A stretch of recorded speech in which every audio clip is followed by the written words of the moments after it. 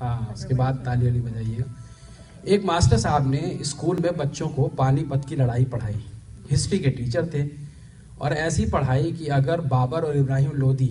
जिनके बीच में वो लड़ाई हुई थी वो सुन लेते कि ये पानीपत की हमारी लड़ाई इस तरह किसी दिन पढ़ाई जाएगी तो वो लड़ते नहीं, सुलह कर लेते। तो मास्टर साहब ने पढ़ाया, तो लल्लो आज हम तुमको पढ़ा पानीपत की लड़ाई।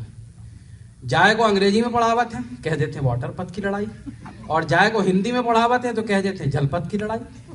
तो जाए लंको लल्लू, जाए लंको लंकू, जा लंबे लंबे मैदान, जा लंबे लंबे मैदान, जाए लंको खड़ी इब्रुई सेना और जाए लंको खड़ी बबरुई सेना, और जाए लंको लल्लू भात भात के जवान, कोई 4 फुटा, कोई 5 फुटा, कोई 6 फुटा, कोई 7 फुटा, कोई 8 फुटा, और जाए लंको लल्लू भात भात की सवारी,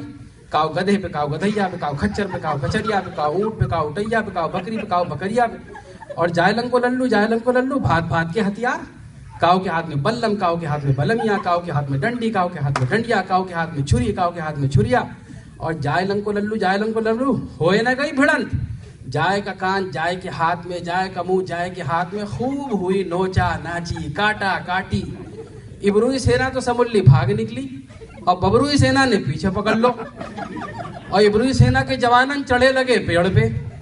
और जाए में बरस पड़ा मेव, सारा भरगो पानी कचा पच।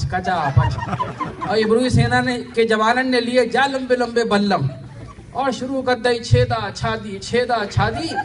और इब्रुई सेना के जवानन पेड़ में से गिरे लगे पानी में पतापत, और ये हो गई पानीपत की लड़ाई।